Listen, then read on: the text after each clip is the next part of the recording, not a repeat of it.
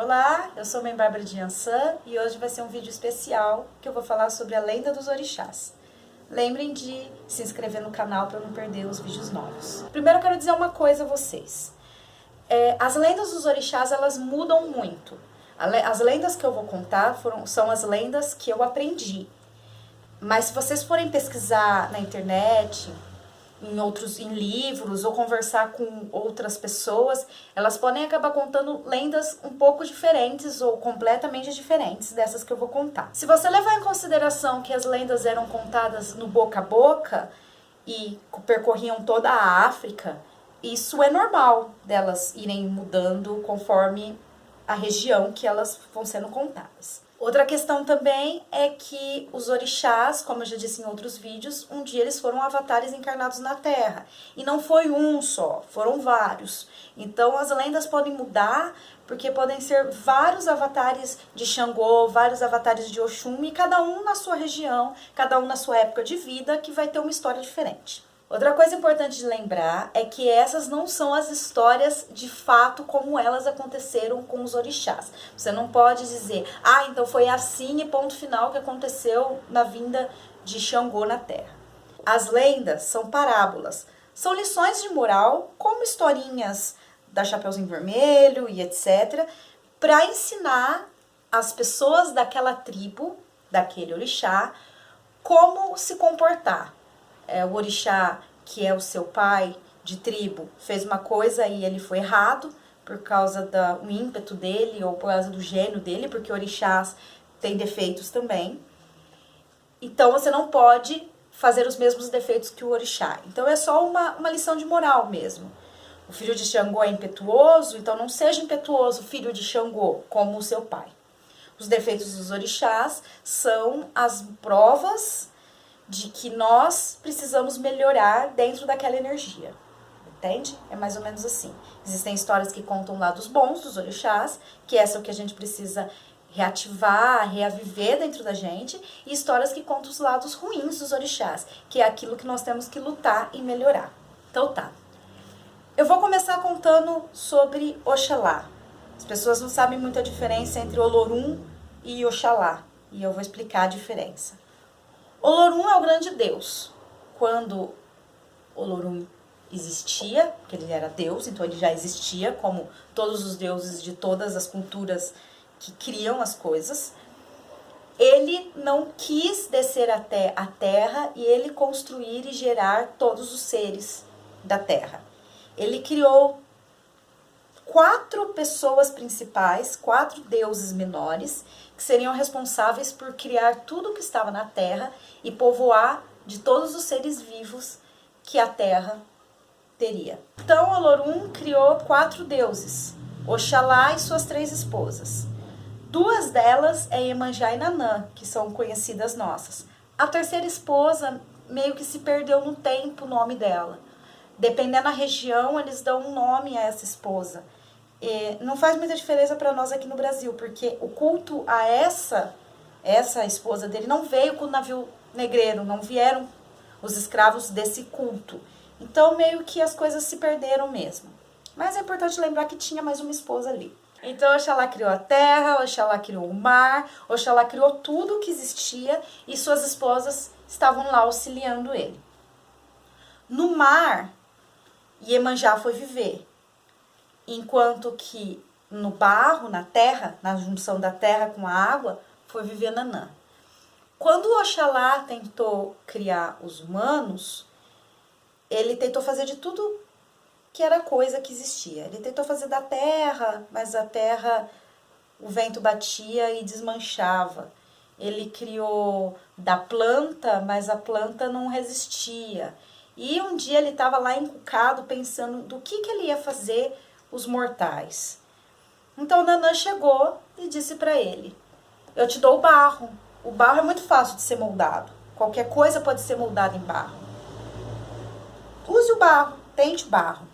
Então, Oxalá criou os humanozinhos de barro, soprou a vida e fez com que os humanos se criassem na terra, que seríamos nós. Por isso que Oxalá é o pai de todos. porque foi das mãos dele que foi criada a vida de nossa vida, né? Nós, seres humanos. Muito parecido com a lenda de todos os povos da criação, de todas as nações, de todos os povos. Deus, do barro, sopra vida e cria um ser. A diferença é que foi um Deus menor que criou, e não Olorum principal.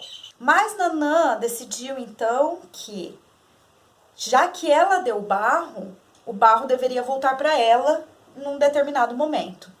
Então ela disse a Oxalá que em um determinado momento aqueles humanos que eram feitos de barro deveriam voltar a ser barro para ela. Então Oxalá aceitou e criou Iku, a morte. Ele não queria fazer isso, mas ele teve que criar um Deus menor que fosse responsável por matar os filhos dele para que eles pudessem voltar a ser barro para um dia serem pessoas de novo. Já vou contar sobre Ku. É por isso que pessoas do santo precisam ser enterradas, elas não podem ser cremadas depois que elas morrem. E é por isso que Nanã cuida da decantação e da morte, porque ela é responsável por pegar o barro que somos nós, que dela saiu, e transformar em barro dela novamente. Falar sobre Ku. Então Oxalá estava bem chateado que ia ter que criar a morte e ia ter que matar os filhos dele. Então ele pensou, como que eu vou criar a morte? Eu vou criar um ser, um Deus menor, que não julgue. A morte não pode julgar, porque se a morte for julgar, ela não vai cumprir com a função dela. Senão ela não vai matar uma mãe de filhos, ela não vai matar uma criança, ela não vai matar um guerreiro, ela não vai matar um velho de bom coração. Ela não pode fazer isso, ela não pode julgar. Então, ele criou Iku sem cabeça e botou Iku para rodar o mundo. Enquanto isso, no mar, Iemanjá estava bem chateada porque ela estava se sentindo muito sozinha. Porque toda a nação já tinha sido criada, o povo tinha sido criado, a morte estava andando e ela se sentia muito sozinha ainda no mar. Então ela pediu para Oxalá que ela queria ter muitos filhos. Então Oxalá tocou a mão na barriga dela e fez ela engravidar. E ela foi crescendo, e crescendo, e crescendo, e crescendo, e crescendo, até que ela ficou gigante. E então Oxalá chegou à conclusão que ela tinha que fazer alguma coisa a mais, além de ter filhos dentro da barriga dela. E aí ele criou o nascimento. Só que ele não criou o nascimento da mãe que gera o filho. Aí Iemanjá explodiu. E quando Iemanjá explodiu, ela explodiu em milhares e milhares e milhares de peixes. E foi assim que Iemanjá povoou com seus filhos peixes todo o mar. Tanto que Iemanjá, na tradução literal, significa mãe de muitos peixes. Mas como ela era uma deusa, ela não morreu. Ela voltou a ser Iemanjá, cheio de peixes em volta dela. Só que ela continuou triste, porque ela não achava que aqueles filhos fossem suficientes para ela. Porque ela era uma sereia, mas ela ainda tinha formato humano. E os peixes não eram diretamente filhos delas, eles eram filhos dela, mas não como ela queria que fossem. Ela queria filhos parecidos com ela. E ela foi chorar para Oxalá novamente. E Oxalá disse para ela, tudo bem, eu vou fazer filhos para você, vou te ajudar a ter filhos que sejam parecidos comigo e com você, deuses. Só que você nunca vai ter eles perto de você. Os peixes não podem sair do mar e eles nunca vão sair de perto de você. Mas esses seus filhos serão obrigados a sair. Porque eles vão ter pernas, eles vão ter independência e eles não vão poder viver embaixo da tua asa, da sua cauda para sempre. Mas mesmo assim ela quis. Então Iemanjá teve 4 filhos. Iemanjá teve primeiro um par de gêmeos e depois um outro par de gêmeos. Exu e Xangô e depois Oxóssi e Ogum. Criou eles perto dela, enquanto eles eram crianças. Mas quando eles cresceram e alcançaram a adolescência, eles quiseram a independência e eles saíram do mar. Exu foi correr campo junto com Ogum, foi para as estradas, foi para os mercados, foi conhecer os lugares. Não quiseram a coroa de rei que eles tinham, apesar deles ainda serem reis. Enquanto que Xangô quis herdar a coroa que ele tinha e foi ser rei no topo das montanhas, no lugar mais alto em que ele pudesse observar tudo o que acontecia de cima. E enquanto que Oxóssi foi para o mato para aprender tudo que ele podia aprender da mata, dos conhecimentos das plantas, coisa que não tinha no fundo do mar. Porque enquanto Xangô tem um ímpeto de ser justo e entender tudo o que está acontecendo de cima, Oxóssi tem um ímpeto de aprender, de absorver, de conhecer. E Exu e Ogum não se prendem a coisas poucas. Exu queria conhecer o mundo e Ogum queria provar ser o mais forte. E eles foram rodar o mundo. No meio dessa história as coisas ficam um pouco confusas porque as lendas meio que se misturam. Em determinado momento diz que da barriga de Iemanjá também surgiram todos os outros orixás, enquanto que em um outro momento diz que eles já foram criados juntamente com Oxalá, ou que Oxalá criou eles. Eu ainda não consegui descobrir da onde que veio.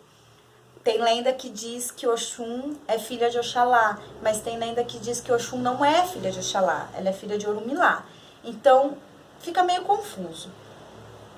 Levando em consideração que eles eram pessoas avatares, então é normal mesmo que essa bagunça aconteça. Na mitologia egípcia também, você não sabe de onde que vem alguns deuses. Eles simplesmente estavam lá. Lembra que Ku, que era a morte, foi criada por Oxalá e não tinha cabeça? Então, ela estava por aí andando, cumprindo com sua função.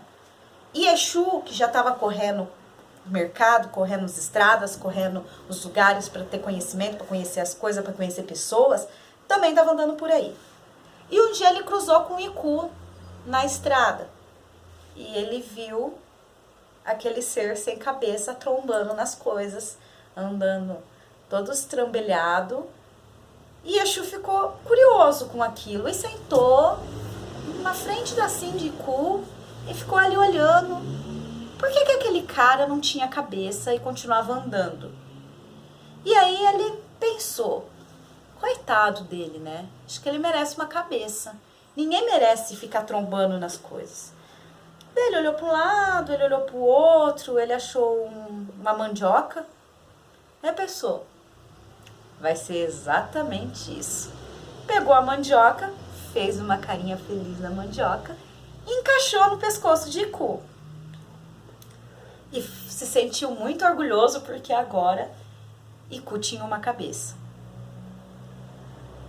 Ele continuava não pensando, mas ele tinha uma cabeça. Então quando você estiver andando por aí e ver uma mandioca com um sorriso feliz, é Iku, porque Exu colocou no lugar. Por isso que Xangô, que é o orixá da vitalidade, ele não aceita mandioca, porque mandioca é um símbolo de Iku. E é por isso que a farinha de mandioca é o que é usado para fazer o padê de Exu. Porque é, entre aspas, o prêmio que Exu tinha por ter agradado Iku. E Iku continuou andando por aí, agora com uma cabeça de mandioca, matando as pessoas. Até que ele entrou em uma certa vila e ele ia matar todo mundo se escondeu para dentro de casa e Iku ficou sentado no meio da vila e ninguém ia poder sair de lá. Então a rainha rezou e pediu ajuda para Iemanjá, a rainha do mar. O que Iemanjá fez? Chamou duas crianças, que essa parte da história também tem lugares que diz que essas duas crianças eram Oxóssi e Ogum criança, e outros dizem que eram outros dois filhos de Iemanjá, e outros dizem que eram só duas crianças que estavam ali brincando no mar. Diferente. Iemanjá chamou essas duas crianças, deu uma flautinha para uma e um tamborzinho para outra. E disse que era para elas irem lá ajudar essa vila, porque Iku estava lá e Iku não queria sair de lá. Essas duas crianças eram gêmeas. E Iku não enxergava direito, já que ele era uma mandioca, né? E então eles começaram a tocar na frente de Iku a flautinha e o tamborzinho. E conforme eles cantavam, Iku dançava. E Ico não conseguia parar de dançar enquanto as crianças tocavam. Só que as crianças se cansavam. Então o que elas faziam? Uma se escondia no mato e a outra ficava tocando tamborzinho. Aí quando a que tocava o tamborzinho se cansava, ela se escondia no mato e a outra ia tocar a flautinha. E assim por dias e noites elas foram revisando e cantando e tocando e Ico dançando. Até que chegou um momento que Ico não resistiu mais e implorou para aquelas duas crianças, para que, até então ele achava que era uma só, que elas parassem de tocar, porque ele não aguentava mais dançar e ele estava exausto. E elas então falaram, tudo bem, nós aceitamos a gente para, contanto que você prometa que você vai sair dessa vila e nunca mais vai voltar. E Ico aceitou, foi embora pela estrada e nunca mais voltou para essa vila. E essas duas crianças foram até a vila para avisar para todo mundo lá que eles estavam salvos. E então eles ganharam uma coroa dessa vila. E foi assim que essas duas crianças se tornaram os gêmeos Ibejis, dois orixás, que coordenavam aquela vila. E é por isso que a energia da criança repele completamente a energia da morte. Porque a criança tem a vida e tem a esperança. Então ela repele completamente a energia da morte. É por isso que qualquer coisa relacionada à tristeza, a fim no geral, não só morte, fim. Quem trata são os herês. E é por isso que qualquer tipo de magia feita, só herê desfaz. E o que herê põe a mão, nenhuma outra entidade consegue desfazer. Não interessa o Exu que seja, não interessa o orixá que seja. Se um herê, que é o filho direto de um Ibeji, coloca a mão, o feitiço dele é o mais forte. Porque os Ibejis venceram aquilo que era impossível de se vencer, que era a morte. Já considerando que Oxalá e Iemanjá não são mais divindades, mas sim avatares já em terra, porque já se mistura tudo. Tem lendas que já se misturam para os avatares, para aquilo que eram os deuses em si. Ogum saiu das terras da sua mãe, como eu disse, sendo o fundo do mar ou sendo o reino de onde Iemanjá governava, é indiferente. E ele saiu para a batalha e foi guerrear e ficou anos em guerra. E então, um dia, ele voltou. E quando ele voltou para a vila dele, todas as pessoas abaixaram a cabeça para ele e ninguém cantou louvores ao herói Ogum que tinha voltado. Ogum conversou com um que não respondeu ele. Conversou com outro que também não respondeu. E assim foi. Ele foi conversando com todos os seus súditos, porque ele era um rei daquele lugar, ele era um príncipe daquele lugar, e todos eles abaixaram a cabeça e se afastaram. Então Ogum ficou puto, porque ninguém nega conversar com o grande Ogum. Ogum não aceitava que ninguém baixasse a cabeça para ele. Então ele, em um estado de fúria, bradou a espada e matou todas as pessoas daquela vila que tinham ficado em silêncio. Se sentou na frente do rei, do castelo, do reino dele, né? E começou a costurar todas as bocas de todas as pessoas que ele matou. Já que eles queriam fazer votos de silêncio, então ele ia costurar a boca de todos eles. E assim ele não podia sofrer maldições dos mortos. Então ele costurou todas as bocas, costurou cabeça em cabeça e amarrou no pé dele. E ficou fazendo isso o dia inteiro e a noite inteira. Quando amanheceu e os pais dele saíram, né, Iemanjá e Oxalá saíram pro rei do castelo, viu todo o seu povo morto e Ogum lá, todo ensanguentado, sentado. E Iemanjá perguntou, Ogum, por que você matou seus súditos? Eles falaram, todos negaram conversar comigo. E aí Iemanjá começou a chorar, porque existia um dia no ano que, em respeito aos deuses maiores, ao Olorum, se fazia voto de silêncio. E Ogum matou todos porque ele não sabia, tinha esquecido que era aquele dia, o dia do voto de silêncio. Porque Ogum não mede consequências. Quando acontece alguma coisa que Ogum não gosta, Ogum não vai enxergar o outro lado. ele fica furioso e ele sai arrebentando tudo antes de entender o lado de lá. Então isso é uma dica para os filhos de Ogum. Eu, como filha de Ogum, né, tem que lembrar disso também.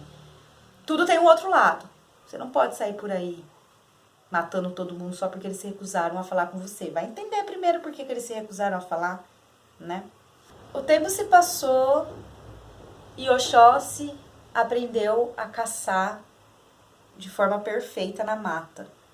A flecha dele nunca errava. Ele tinha uma flecha só.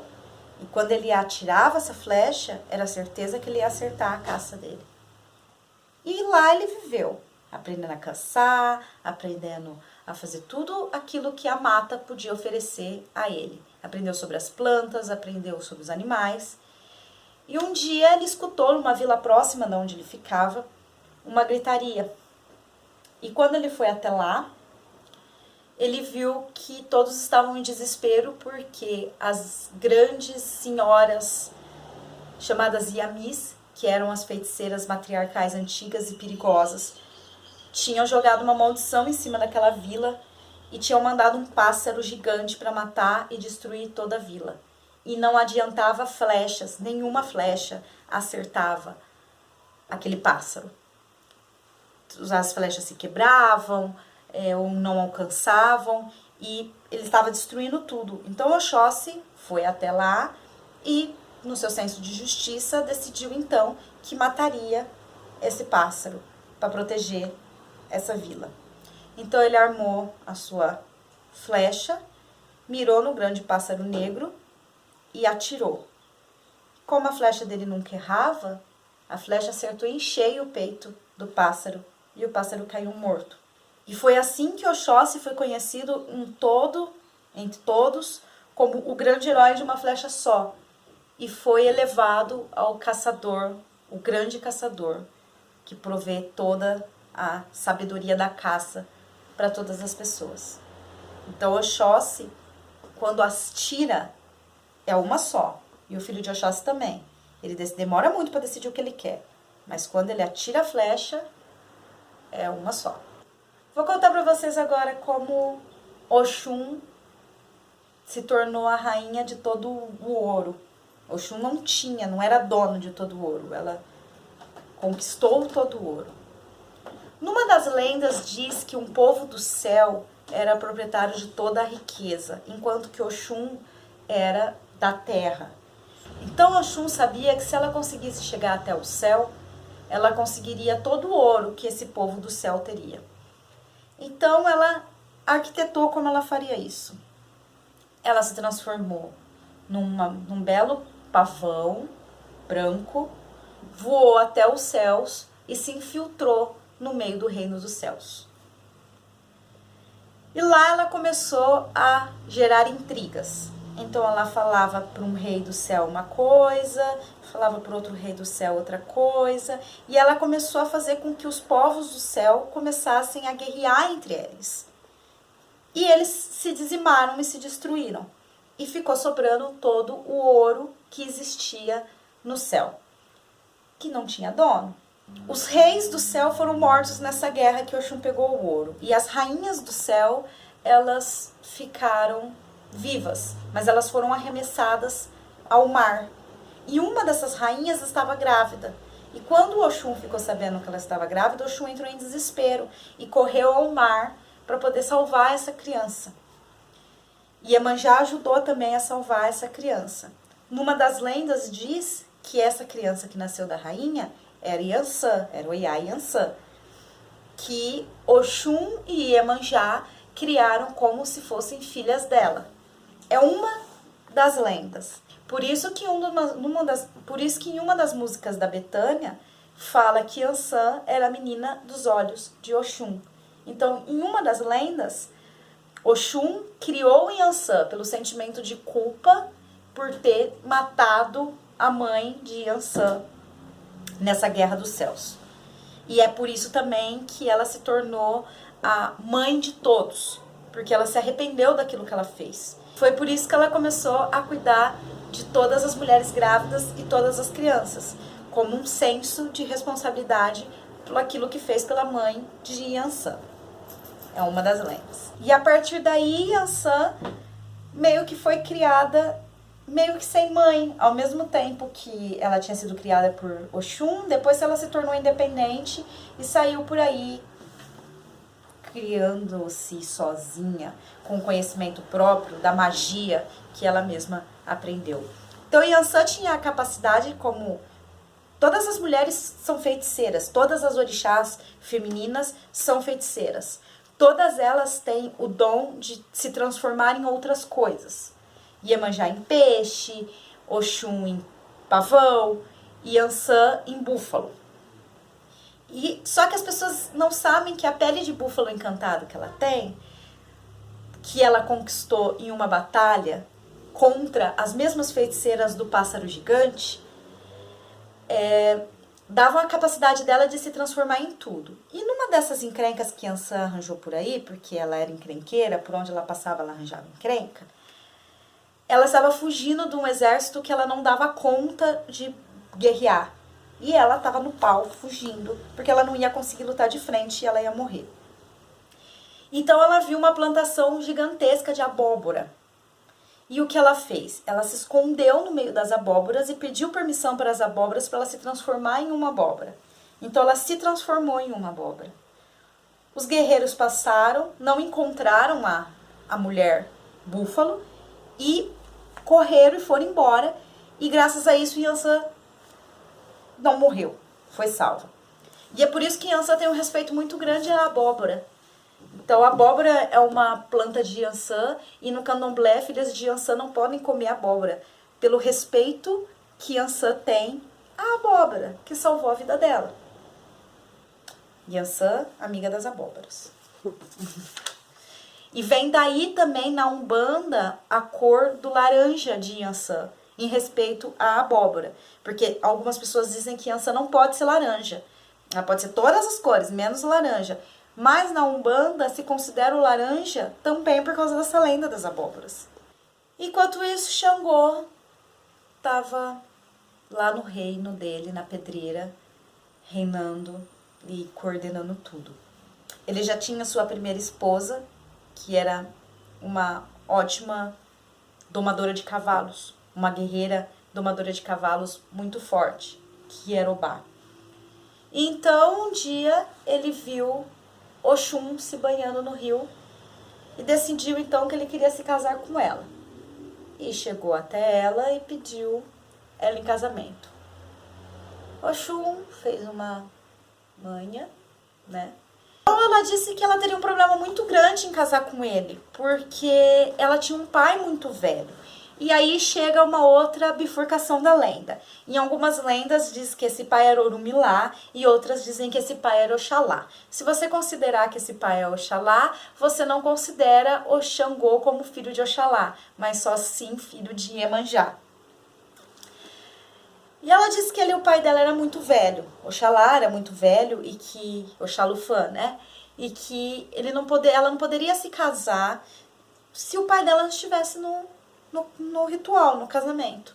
Então Xangô prometeu para ela que não carregaria ele só no casamento, carregaria ele nas costas pro resto da vida dele. E Oxum ficou impressionada com aquela promessa daquele homem maravilhoso que era Xangô. Falou, então tá, eu caso com você, você é um homem muito nobre. No dia do casamento, Xangô chegou com uma guia de contas brancas e vermelhas. E Oxum perguntou, cadê meu pai que você carregaria nas costas? E ele pegou a guia e falou, aqui, eu nunca deixaria de carregar Oxalá no meu pescoço. E foi assim que Xangô enganou Oxum e se casou com Oxum. E não carregou Oxalá nas costas. Olha que sacana. Mania de filho de Xangô de prometer rios e mundos para impressionar as pessoas e depois não cumprir. Porque não dá conta de cumprir o que prometeu. Então, promete aquilo que pode. Melhor. Então, Xangô ficou lá casado com suas duas esposas, Obá e Oxum. Mais pra frente ele conheceu Yansan e se casou com Yansan também. Então ele ficou tendo as 3 esposas. Yansan era a esposa guerreira dele que coordenava todo o exército dele, todas as guerras que o reino dele lutava. Lembrando que eles são militares, né? As tribos africanas eram militares. Obá era responsável por coordenar todas as terras dele. Cavalos, plantações, empregados, escravos. Enquanto que Oxum cuidava do lar. Alimentação, cuidava de todas essa parte de dona de casa. Vou ser sincero, né? Que Oxum, ela é uma ótima mãe e uma ótima dona de casa. Sem a questão pejorativa de ser dona de casa. Vamos lembrar disso, né? Porque as pessoas hoje em dia acham que ser dona de casa é pejorativo. E não é. Não é fácil. Só que Oxum tinha muitos ciúmes de Yansan e de Obá. Com Yansan, ela sabia que ela não ia conseguir bater de frente. Mas ela sabia que Obá era inocente o suficiente para ela conseguir enganar Obá. Então, um dia ela fez um amalá para Xangô, que é o quiabo no dendê, e entregou esse amalá para Xangô, e Xangô se lambuzou, comeu, adorou, e disse para Oxum, prometeu amores, juras de amores eternos a Oxum. Então Obá chegou para Oxum e falou: Oxum, o que você coloca de tão especial no amalá de Xangô, que Xangô gosta tanto? Eu faço esse amalá para ele, ele não gosta tanto quanto o seu. A Oxum estava com um turbante maravilhoso e falou assim para Obá: a minha orelha. Eu ranquei a minha orelha e coloquei no amalá para ele comer. Obá achou aquilo estranho. A sua orelha? Xangô adora mulheres que fazem um sacrifício por ele. E Obá pensou e arrancou a própria orelha e colocou na sopa. Ela fez uma sopa da orelha dela. Chegou para Xangô: aqui, meu senhor, meu amor, aqui é o seu amalá. E quando o Xangô começou a comer, ele viu uma orelha lá dentro. E jogou tudo no chão e começou a gritar com Obá: que nojeira é essa? O que é isso? E Obá falou: a minha orelha. Um sacrifício do meu sangue a você. E Xangô falou assim: isso é nojento, você é louca, suma da minha frente, saia do meu reino, você é uma burra, isso não se faz. Eu falei: mas Oxum me disse isso. E Obá foi correndo até Oxum falar: Oxum, eu coloquei a orelha e Xangô não gostou. Oxum tirou o turbante, mostrou as orelhas e falou: como você é boba, Obá. Orelhas são feitas para se enfeitar e não para colocar na comida do seu homem.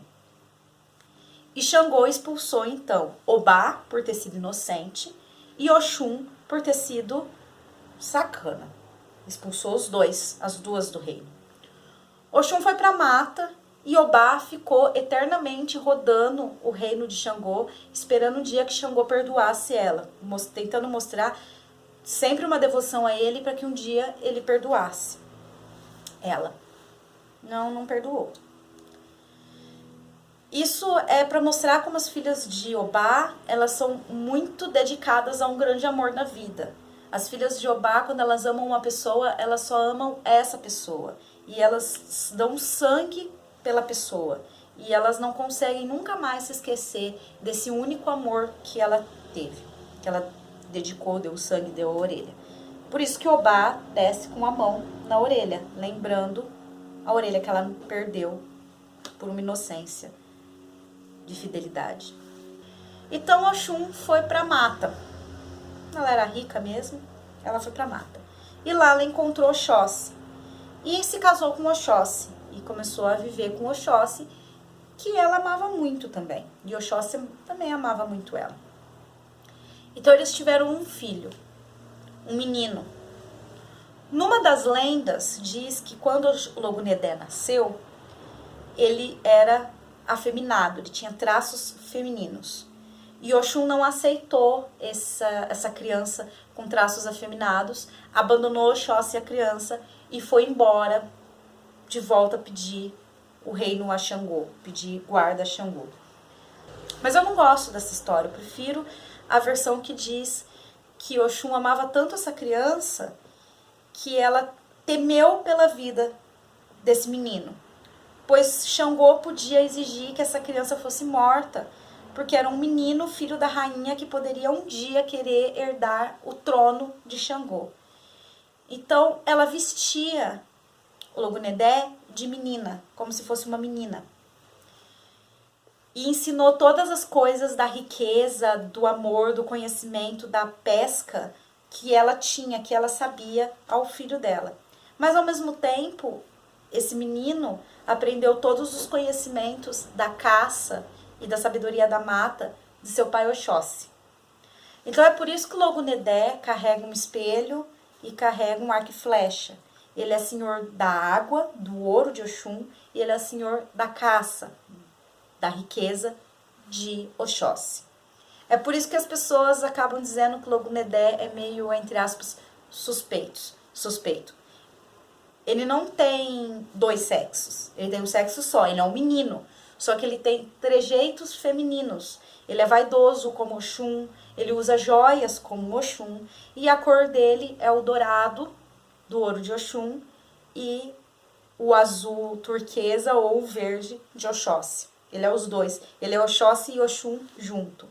Na Umbanda não se cultua Logunedé tradicionalmente. Então, a pessoa que é filha de Logunedé, ela acaba dando Oxum com Oxóssi ou Oxóssi com Oxum. Só que é um só, né? Então ele é muito vaidoso e ele é um menino um pouco Oxóssi e ele é um menino um pouco Oxum. Quem cuida da sabedoria da cura das ervas não é Oxóssi. Oxóssi conhece sobre as plantas comestíveis, mas quem conhece sobre as plantas de cura é Ossanha, que é o senhor de todas as plantas. Ossanha é o senhor de todas as folhas e flores. Se não tem Ossanha, não tem erva. E se não tem erva, não tem culto. Ossanha recebeu de Olorum o dom de conhecer todas as ervas, o poder de todas as ervas curativas. Então ele sabia, ele tinha esse conhecimento. Ossanha era o feiticeiro que vencia a morte através da cura das ervas. E um dia ele estava estendendo todas as ervas dele na mata, no cipós, para ele poder fazer o levantamento de cada erva, para ele poder anotar, para ele poder fazer os remédios que ele guardava nas cabaças. E um dia Ansã, que é encrenqueira, passou e viu aquele monte de folha pendurada. E perguntou para Ossanha o que era tudo aquilo. Ele falou assim: essas ervas são todas minhas. Olorum me deu o conhecimento de todas as ervas. E sou só eu que posso curar através delas. Todas as ervas, antes de passar pela mão de qualquer um, tem que ser passada primeiro pelas minhas mãos. Sou eu que cuido delas. Mas Yansan não gostou disso, porque Yansan tem a mania de julgar o que é certo e errado sem entender os porquês.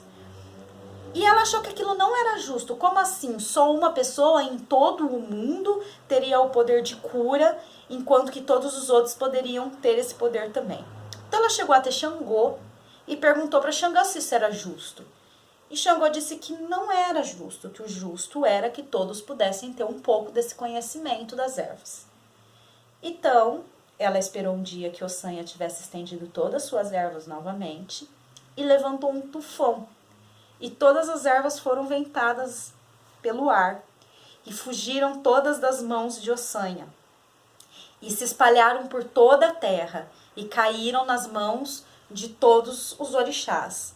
E é por isso que todos os orixás têm as suas ervas específicas deles mesmos, mesmo que todas um dia pertençam a Ossanha.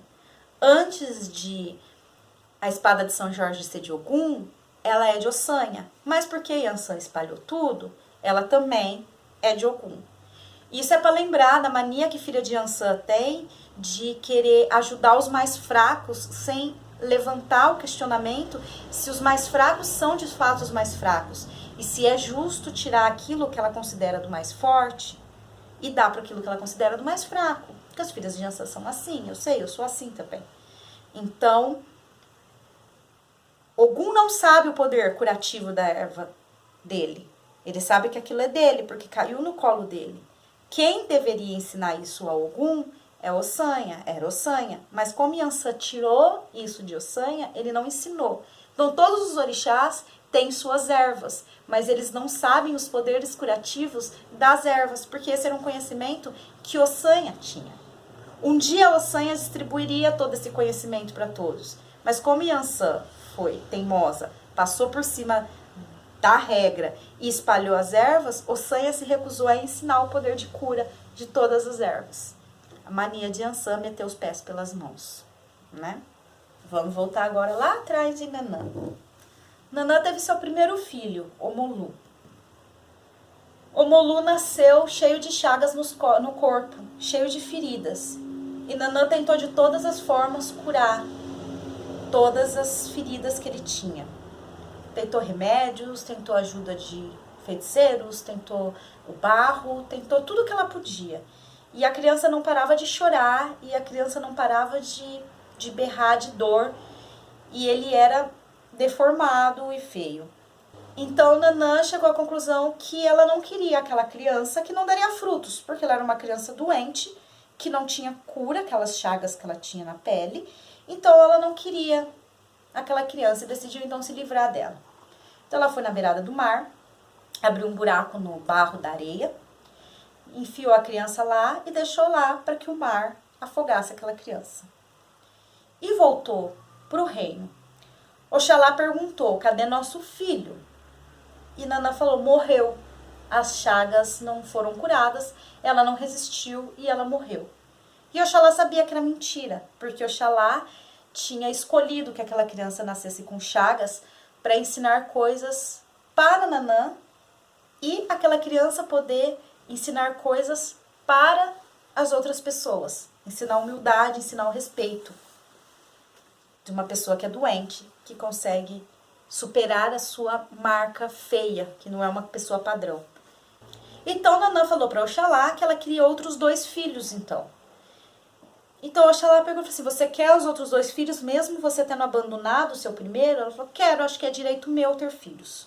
Daí ele falou, então tudo bem, eu vou te amaldiçoar da seguinte forma, você terá outros 2 filhos, que serão lindos de aparência, crianças perfeitas, que nenhum outro ser na terra vai ter a mesma beleza que eles. Só que eles serão com seus defeitos morais, e terão defeitos morais muito grandes dentro deles. Defeitos morais que você nunca vai conseguir curar, nem consertar e nem negar. Você vai ter que aceitar esses defeitos deles. Então Nanã ficou grávida e teve 2 gêmeos, Euá e Oxumaré. Euá cuida das brumas e dos sonhos. Então Euá sempre viveria em uma realidade ilusionária, uma realidade de ilusão, uma realidade de sonhos. Enquanto que Oxumaré estava fadado a 6 meses ser serpente venenosa que se arrasta pelo barro e 6 vezes homem maravilhoso. E ele teria como responsabilidade encaminhar todos os espíritos ao Olorum de volta, ao céu de novo, ao Deus principal de novo. Então, uma ficaria eternamente perdida em ilusões e outra ficaria eternamente perdido entre 2 caminhos. Ele nunca estaria no céu e ele nunca estaria no chão. E o que aconteceu com Omolu? Ficou chorando na beirada do mar. E Iemanjá, que estava no fundo do mar, escutou o choro daquela criança. Saiu do mar e viu aquela criança toda cheia de feridas, chorando na beirada do mar. Ela pegou, acalantou ele no colo e levou ele para o fundo do mar, onde que com a água do mar e com as lágrimas dela, porque conforme Omolu chorava de dor, Iemanjá chorava junto de dor com a criança que ela pegou para ela. E ela curou todas as feridas de Omolu. Ele ficou com as marcas, mas já não eram mais chagas abertas. E cobriu ele com palha, para que ele aprendesse que por mais belo que ele fosse agora, curado das feridas, ele sempre tinha que ter a humildade dentro dele de aceitar que um dia ele foi negado, mas que por mais amor que ele tivesse ganhado de Iemanjá, ele ainda tinha que entender a posição dele e perdoar Nanã. E ele perdoou Nanã. E Iemanjá fez com que Omolu e Nanã entrassem num acordo e se aceitassem e fizessem as pazes. Por isso Omolu é o orixá que tem 2 mães, Iemanjá e Nanã. Voltando a Euá. Euá gostava de caçar, ela vivia entre o sonho e a realidade. E ela gostava muito de chamar a atenção dos homens. Então ela se fazia de donzela, se insinuava para os homens e fugia na hora que eles iam pegar ela como esposa. E os homens iam lá reclamar para Nanã, os orixás homens iam lá reclamar para Nanã que Euá se insinuava e corria, e que estava começando a ficar feio para a masculinidade deles. E um dia a Nanã estava tomando um chá com o Molu, porque eles já conviviam, porque eles se davam bem já tinha se perdoado, já estava vendo amor novamente. E Nanã falou, ai, Molu, eu já não sei mais o que eu faço com Euá. Eu já não aguento mais receber reclamação de que ela vai e provoca os homens e gera maior furdúncio e depois ela volta. E como se nada tivesse acontecido e se faz de coitada. E o Molu falou, não, mãe, é muito simples. Eu caso com ela. Se ela quer ser eternamente donzela, eu sou o irmão dela, nós nunca vamos ser marido e mulher. E ela vai continuar donzela. E ela não vai poder sair por aí dando em cima de nenhum outro homem, porque ela já vai ser minha esposa. E nenhum outro homem vai questionar o que ela faz, porque ela já está casada comigo. Então, não vai entender como insinuações. E a Nanã falou, eu acho que é uma ótima ideia. Resolve bem a situação. E casou o Molu com o Euá. Primeiro dia de casamento, o Euá saía para caçar. E o Molu, quando ela voltava, o Molu dizia para ela, não saia para caçar com o Oxóssi. Eu não gosto. Vai dar problema. Já casei com você justamente para não dar problema. Mas você vai lá e você vai arranjar encrenca de novo. Vai dar problema. Ela, tá bom, Molu, não vou sair para caçar. Chegava no outro dia, ela saía para caçar com o Oxóssi de novo. Ela voltava para casa, o Molu falava, não, Euá, para com isso, vai dar problema com a esposa dele, vai dar problema com tudo, para de fazer isso. Ela ia lá, tudo bem, Molu, não vou fazer de novo. No dia seguinte, ia lá caçar de novo. Na terceira vez que ela chegou, o Molu pegou e falou, é a última vez que eu te digo, não saia para caçar com o Oxóssi.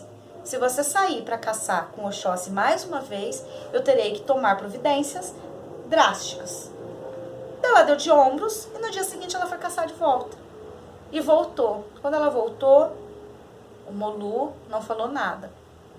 Pegou ela, lambuzou ela de mel, abriu um formigueiro, jogou ela dentro do formigueiro e fechou o formigueiro e deixou ela lá, sendo picada por todas as formigas.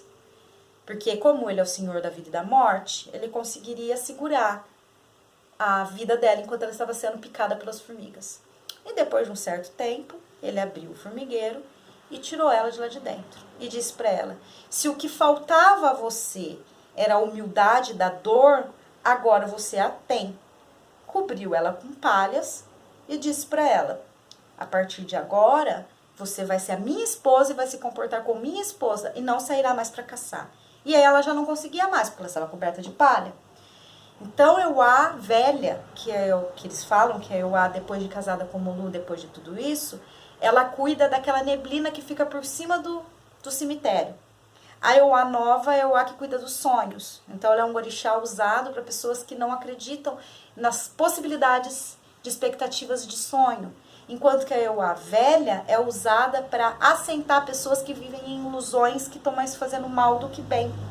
É aquele Omolu de sainha cor-de-rosa que a gente vê em umas imagens. Às vezes a gente vê em algumas imagens as palhas de Omolu com uma sainha cor-de-rosa e acha que é um Omolu de rosa. Não é, é Euá velha.